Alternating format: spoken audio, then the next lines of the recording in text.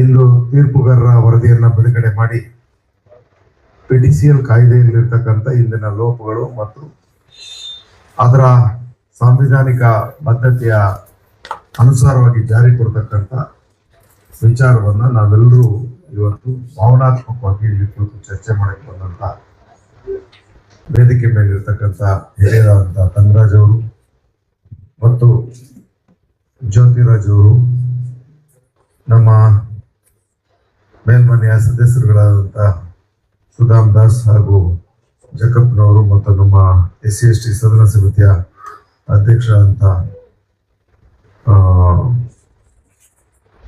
AR ಕೃಷ್ಣಮೂರ್ತಿಯವರು ಮತ್ತು ನಮ್ಮ ಎಲ್ಲ ಸಂಘಟನೆಗಳ ವಿವಿಧ ಪದಾಧಿಕಾರಿಗಳು ಹಾಗೂ ಈ ವಿಷಯವಾಗಿ ಆಳವಾಗಿ ಹೋರಾಟ ಮಾಡ್ತಾ ಬಂದಂತ ಎಲ್ಲ ಭೀಮ ಬಂಧುಗಳಿಗೆ ನಾನು ನಮನಗಳನ್ನ ಹೇಳಲಿಕ್ಕೆ ಬಯಸ್ತೇನೆ. ಈ ವಿಚಾರ 1978ರಿಂದ ತೂಗುಯಾಲೆಯಲ್ಲಿ ಆಡ್ತಾನೆ ಬರ್ತಾ ಇದೆ. ಕೆಲವೊಂದು ಸಮಯ ಸಮರ್ಪಕವಾದಂತ ಜಾರಿಯಾಗಿದ್ದವು, ಕೆಲವೊಂದು ಸಮಯ ಮಾರ್ಪಾಟುಗಳ ಜೊತೆಯಲ್ಲಿ ನಮ್ಮಲ್ಲೆಲ್ಲೂ ಪ್ರತಿನಿಧಿತ್ವದ ನಿಷ್ಕ್ರಿಯತೆಯ ಜೊತೆಯಲ್ಲಿ ಈ ಲೋಪಗಳು ಕಾಣಿಸ್ತಾ ಇದ್ದೇವೆ. ಸಕಾಲದಲ್ಲಿ ನಾವು ಕುರಿತು ಯಾರು ಮೀಸಲಾತಿಯ ಪ್ರತಿನಿಧಿತ್ವನ ಪಡ್ಕೊಂಡಿದೀವಿ ಆಗಿಂದಾಗೆ ಕುಳಿತು ಕಲಿತು ವಿಷಯಾಧಾರಿತವಾಗಿ ಚರ್ಚೆ ಮಾಡೋದಲ್ಲಿ ವೈಫಲ್ಯತೆ ಕಂಡಿರೋದ್ರಿಂದ ಇಂಥ ಸಾಕಷ್ಟು ನ್ಯೂನತೆಗಳು ಪಟ್ಟಭದ್ರರ ಹಿತಾಸಕ್ತಿಯನ್ನು ಕಾಯಲಿಕ್ಕೆ ಬರ್ತಾ ಇದ್ದಾವೆ. ನಾನು ಸದನ ಸಮಿತಿ ಅಧ್ಯಕ್ಷರಾಗಿ 2 ಬಾರಿ ಕೆಲಸ ಮಾಡಿದಾಗಲೂ ಕೂಡ ನಾನು ಈ ವಿಚಾರವಾಗಿ ತೀಕ್ಷ್ಣವಾಗಿ ನಾನು ಚರ್ಚೆ ಮಾಡಿದಂತ ವಿಚಾರಗಳನ್ನ ಹಲವಾರು ಜಿಲ್ಲಾಧಿಕಾರಿಗಳ ಜೊತೆನಲ್ಲಿ ಮತ್ತು ಕಂದಾಯ ಇಲಾಖೆಯ ಪ್ರಧಾನ ಕಾರ್ಯದರ್ಶಿ ಜೊತೆಯಲ್ಲಿ ಸಂಘರ್ಷದ ಜೊತೆನಲ್ಲಿ ಚರ್ಚೆನಲ್ಲಿ ಅವುಗಳಿಗೆ ಪರಿಹಾರನ ಸಾಕಷ್ಟು ಮಟ್ಟಿಗೆ ಕೊಟ್ಟದನ್ನ ನೋಡಿದೆ. ಸಕಾಲದಲ್ಲಿ ಸಮಾಜ ಕಲ್ಯಾಣ ಇಲಾಖೆ ಮತ್ತು ಕಂದಾಯ ಇಲಾಖೆ ಜಂಟಿಯಾಗಿ ವಾರ್ಷಿಕವಾಗಿ 1 ಬಾರಿ ಆದರೂ ಇಂಥ ಪ್ರಮುಖವಾದಂತ ಕಾಯ್ದೆಯ ರಕ್ಷಣೆ ಮತ್ತು ಅದನ್ನ ಜಾರಿ ಕೊಡ್ತಕ್ಕಂಥ ಜವಾಬ್ದಾರಿನ ಒಟ್ಟಾಗಿ ನಮ್ಮಲ್ಲಿ ಒಂದು ಜಾಗೃತ ಸಮಿತಿ ಸಭೆ ಮುಖ್ಯಮಂತ್ರಿಗಳ ಅಧ್ಯಕ್ಷತೆಯಲ್ಲಿ 1 ವರ್ಷದಲ್ಲಿ 2 ಬಾರಿ ಕರಿಬೇಕು ಅನ್ನೋದಿದೆ. ಅಲ್ಲಿ ಸಬ್ಜೆಕ್ಟ್ ರೀಚೇ ಆಗಲ್ಲ, ನಾವು ಅದನ್ನ ಚರ್ಚೆನೂ ಮಾಡ್ತಾ ಇಲ್ಲ. ಯಾಕಂದ್ರೆ ನಾನು ನಿರ್ದಾಕ್ಷಿಣ್ಯವಾಗಿ ವಿಚಾರನ ಮಾತಾಡ್ತೀನಿ. ಈಗ ಕೃಷ್ಣಮೂರ್ತಿಯವರು ಸಾಕ್ಷಿ, ನಾನು ಸಾಕ್ಷಿ. ಬಹಳಷ್ಟು ಜನ ಇದರಲ್ಲಿ ನಾವು ಜಾಗೃತ ಸಮಿತಿ ಸಭೆಯಲ್ಲಿ ಮುಖ್ಯಮಂತ್ರಿಗಳ ಅಧ್ಯಕ್ಷತೆ ಬರ್ಬೇಕಾದ್ರೆ ಮೇಜರ್ ಸಬ್ಜೆಕ್ಟ್ಗಳು ಬರೋದೇ ಇಲ್ಲ.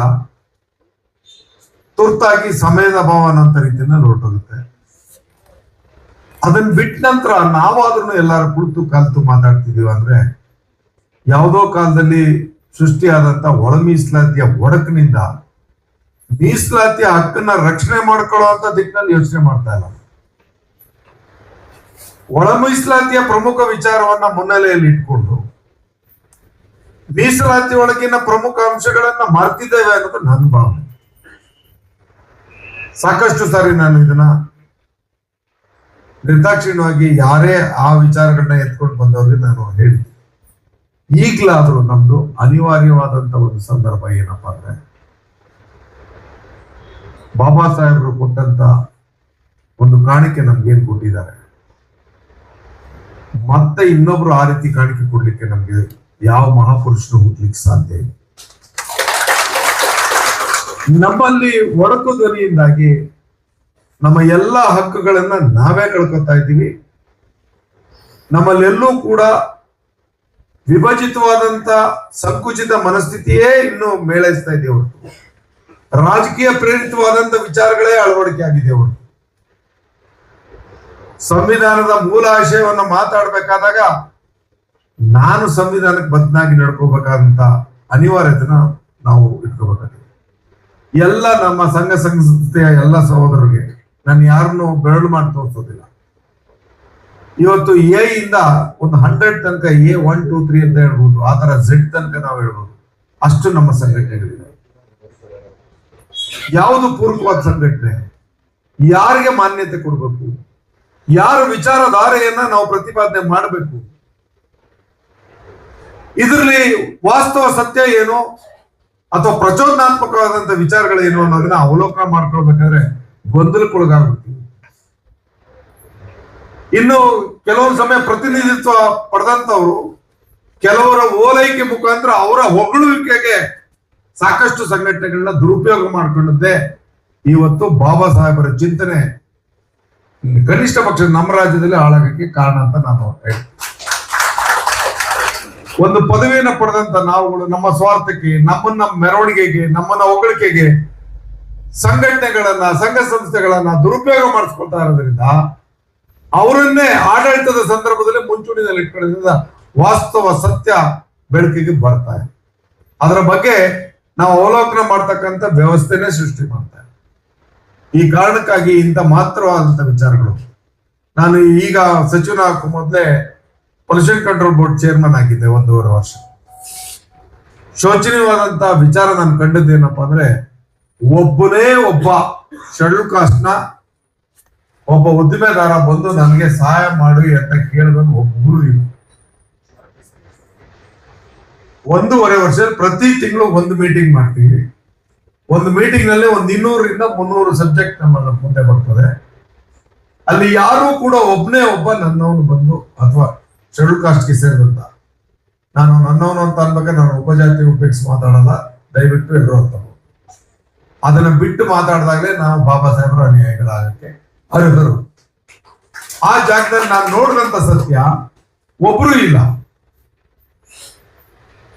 ಒಂದೊಂದು ಉದ್ದಿಮೆಗಳಲ್ಲಿ ಕನಿಷ್ಠ ಮಿನಿಮಮ್ ಅಂದ್ರು 100 ಕೋಟಿ, ಅದ್ರ ಮೇಲ್ಪಟ್ಟವರು 1000 ಕೋಟಿ ಇನ್ವೆಸ್ಟ್ ಮಾಡುವಂತವ್ರು ಕಾಣ್ತಾರೆ. ಭೂ ಒಡೆತನದ ವಿಚಾರ ಬಿಡಿ, ಈಗ ಇವತ್ತೇ ನಮ್ಗೆ ಸರ್ವೆ ರಿಪೋರ್ಟ್ ಅಲ್ಲಿ, ಸೆನ್ಸಸ್ ರಿಪೋರ್ಟ್ ಅಲ್ಲಿ ನಮ್ಗೆ ಸಿಗ್ತಾ ಇರ್ತಕ್ಕಂಥದ್ದು ಹೇಳಿ ಶ್ರೀನಿವಾಸ, ಎಷ್ಟಿರ್ಬೋದು ನಮ್ಮ ಪರ್ಸೆಂಟ್? 24.1% ಇರ್ತಕ್ಕಂಥ ಜನಕ್ಕೆ 2% ಭೂ ಮಾಲೀಕತ್ವ. ಈ 2% ಭೂ ಮಾಲೀಕತ್ವವನ್ನು ಕಿತ್ಕೊಳ್ತಾ ಇದ್ರ ಬೇಕಾದ್ರೆ ನಮ್ಮ 1978ರ ಆ ಕಾನೂನು ಬಗ್ಗೆ ನಾವಿನ್ನೂ ಹೋರಾಟ ಮಾಡಬೇಕು. ಎಷ್ಟು ಇದ್ರ ಬಗ್ಗೆ ಆಳವಾಗಿ, ಇದಕ್ಕಿನ್ನ ಉದಾಹರಣೆ ಬೇಕಲ್ಲ, ಹೋಲಿಕೆ ಇಷ್ಟೇ. ಭೂಮಿ ವಿಸ್ತಾರ ಇರತಕ್ಕಂಥ 2%, ಆ 2% ನಾವು ಉಳಿಸ್ಕೋಬೇಕು ಅಂದ್ರೆ ಈ ಕಾನೂನುಗಳನ್ನು ಸಡಿಲಗೊಳಿಸ್ಬಿಟ್ಟು ನಮ್ಮ ಮೇಲೆ ಸವಾರಿ ಮಾಡೋದಕ್ಕೆ ಬಲಿಷ್ಠರಿಗೆ ಅವಕಾಶ ಕೊಡ್ತಾ ಇರ್ತಕ್ಕಂಥ ಸಮಾಜನ ಅಥವಾ ಸರ್ಕಾರ ನೌಕರರು ನೋಡ್ತೀವಿ. ಯಾಕೆ ಹಿಂಗ ಆಗ್ತಾ ಇದೆ? ಈ ಕಾರಣಕ್ಕಾಗಿ ಇವತ್ತು ದೆಹಲಿಯಲ್ಲಿ ಯುವ ಪೀಳಿಗೆ ಎದ್ದು ನಿಂತಿರೋದು. ಕಲಿತವರು ಕಲಿತು ಒಂದ್ ಕಡೆ ವಿಷಯಾಧಾರಿತವಾಗಿ ಸಾಂವಿಧಾನಿಕ ನೆಲೆಗಟ್ಟಿನಲ್ಲಿ ನಮ್ಮ ಹೋರಾಟಗಳು ಇದ್ದಿದ್ದಾಗಿದ್ರೆ ಇವತ್ತು ಮಕ್ಕಳು ಹೋರಾಟ ಮಾಡ್ಬೇಕಾದ ಪರಿಸ್ಥಿತಿ. ಇವತ್ತು ನಮ್ಮ ಮಕ್ಕಳು ನಮ್ಮನ್ನ ಬಿಟ್ಟು, ನಮ್ಮನ್ನ ಧಿಕ್ಕರಿಸಿ ಆ ಒಂದು ಆಂದೋಲನಕ್ಕೆ ಧುಮುಕ್ತಾ ಇದ್ದಾರೆ. ಮತ್ತೆ ಮಹಾಕ್ರಾಂತಿ ಇನ್ನೇನು ಅತಿ ಶೀಘ್ರದಲ್ಲಿ ಸ್ಟಾರ್ಟ್ ಆಗ್ತಾ ಇದೆ. ನಾವು ಯಾರು ಇದನ್ನ, ಈ ಪ್ರವಾಹನ ತಡೆದು ನಿಲ್ಸೋದಲ್ಲ. ಅದನ್ನ ನೆನೆಸ್ಕೊಂಡ್ರೆ ನಾವು ಹಿಂದೆ ಎಷ್ಟು ತಪ್ಪುಗಳನ್ನ ಮಾಡಿದೀವಿ ಅಥವಾ ನಮಗ್ ಗಮನಕ್ಕಿದ್ದು ಅದ್ರ ಬಗ್ಗೆ ಗಮನಿಸದೆ ನಮ್ಮ ಜೀವನ ಅಥವಾ ಸಮಯನ ಕಳೆದ್ಬಿಟ್ಟಿದೀವಿ. ಇಂಥ ವಿಚಾರಗಳಲ್ಲಿ ಇವತ್ತು ತೀರ್ಪುಗಾರರ ಒಂದು ವರದಿ ಏನಿದೆ, ಆ ವರದಿಯನ್ನ ಇವತ್ತು ಬಿಡುಗಡೆ ಮಾಡಿದ್ರೆ ಆ ದಿಕ್ಕಿನಲ್ಲಿ ಎಲ್ಲರೂ ಯಾವ ಸಮರ್ಪಕವಾದಂತ ವೇದಿಕೆಯಲ್ಲಿ ಮತ್ತು ನ್ಯಾಯಾಲಯಗಳಲ್ಲಿ, ಅಂದ್ರೆ ಇದಕ್ಕಿರೋದು ಒಂದೇ ಒಂದು ಸುಪ್ರೀಂ ಕೋರ್ಟ್ ಅಷ್ಟೇ. ನಾವಿನ್ನೆಲ್ಲೂ ಇದ್ರ ಬಗ್ಗೆ ನಾವು ಅಪೀಲ್ ಹಾಕೊಂಡು ಇದರ ಚರ್ಚೆ ಮಾಡೋದಕ್ಕೆ ಅವಕಾಶಗಳು ಇರೋದಿಲ್ಲ ಅಂತ ಅಂತಿದ್ದಂಗೆ ತಂಗರಾಜ್ ಅವರು ಕರೆಕ್ಟ್ ಮಾಡ್ಬೇಕು. ಇದಕ್ಕೆ ಅಪೀಲ್ ಹಾಕಕ್ಕೆ ಇನ್ನೆಲ್ಲಿದೆ ನಮ್ಗೆ? ಅಷ್ಟೇ. ಸೊ ಈ ವಿಚಾರಗಳಲ್ಲಿ ನೀವು ಈಗಲಾದ್ರೂ ಒಂದಷ್ಟು ವಿಚಾರವಂತರು ಮತ್ತು ಅನುಭವಸ್ಥರು, ಹೋರಾಟಗಾರರು ಒಗ್ಗೂಡಿ ಇಂಥ ವೇದಿಕೆಯನ್ನು ಸೃಷ್ಟಿ ಮಾಡೋದಲ್ಲದೆ ಒಂದು ಇವತ್ತಿನ ಅನಿವಾರ್ಯತೆಯನ್ನ ಮುನ್ನೆಲೆಗೆ ತಂದಿರೋದಕ್ಕೆ ನಾನು ನಿಮ್ಮಲ್ಲಿ ಒಬ್ಬನಾಗಿ ಈ ವಿಚಾರದಲ್ಲಿ ನನ್ನ ಜವಾಬ್ದಾರಿಗೆ ಬರ್ತಕ್ಕಂಥ ಯಾವುದೇ ಸಂದರ್ಭದಲ್ಲಾಗ್ಲಿ, ಯಾವುದೇ ಚರ್ಚೆಯಲ್ಲಾಗ್ಲಿ ಭೀಮವಾದವನ್ನ ಪ್ರಾಮಾಣಿಕವಾಗಿ ನಾನು ಮಾಡ್ಲಿಕ್ಕೆ ಬದ್ಧನಿದ್ದೇನೆ ಅನ್ನೋ ಮಾತನ್ನು ಹೇಳಿ ಹೆಚ್ಚು ವಿಚಾರ ಚರ್ಚೆ ಮಾಡೋ ಅವಶ್ಯಕತೆ ಇಲ್ಲ.